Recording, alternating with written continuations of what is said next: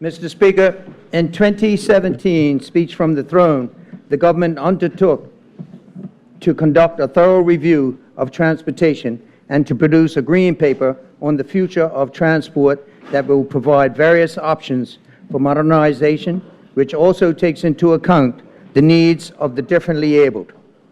Government recognizes that technology is modernizing transportation globally and that Bermuda must examine those trends when taking into account the future of public and private transportation. Mr. Speaker, the Ministry of Tourism and Transport is very pleased to lay the 2019 Transport Green Paper before this Honorable House today, and we are ready for a debate in early June on the priorities that emerged from the consultation period. Mr. Speaker, the Transport Green Paper consultation process was designed to stimulate debate on a range of options for strengthening the transportation sector to better plan for the future.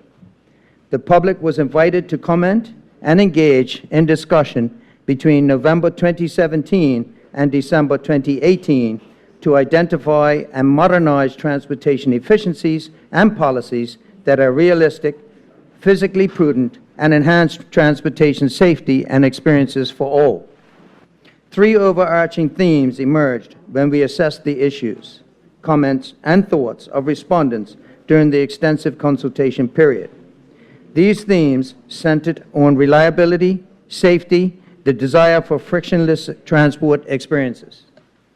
Specifically, there's a high demand for more reliable public bus transportation, reliable taxi service, sidewalks, traffic enforcement to deter bad driving behaviors, enforcement of heavy trucks on the roads, safe spaces to walk and cycle, motorized wheelchair transport options, smooth road surfaces, regulations to establish, for example, training standards for public service vehicle drivers, higher road safety, higher road traffic fines, etc., and funds to modernize transportation infrastructure and services in an energy-efficient and intelligent way.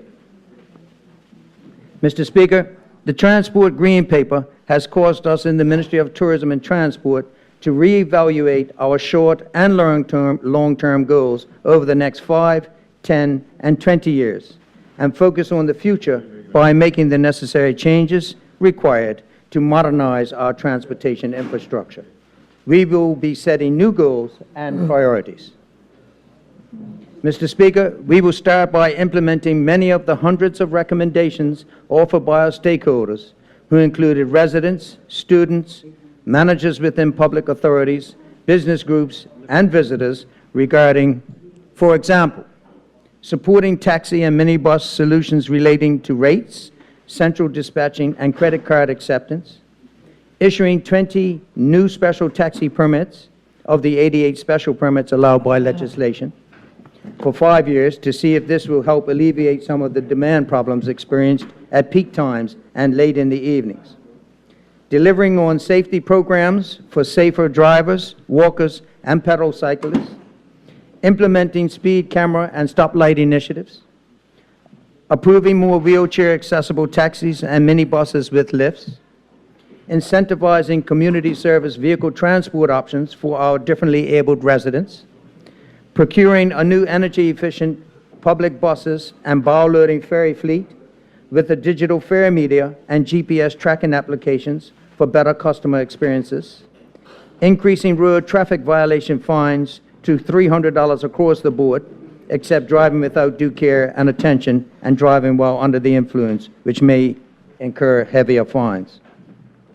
Focusing on training and standards programs for public service vehicle operators, monitoring and increasing the number of rental livery minicars to 500, revamping and modernizing the Project Ride training program, and setting a goal date for Bermuda to go green by eliminating the importation of fossil fuel-reliant vehicles, cars, bikes, and trucks, recognizing the government ought to lead by example with respect to its own fleet of vehicles.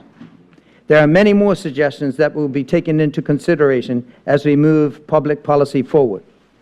Mr. Speaker, in closing, technology is changing very quickly, and we must be able to adjust accordingly and prepare for a future where perhaps Bermuda embraces autonomous vehicles. Thank you, Mr. Speaker.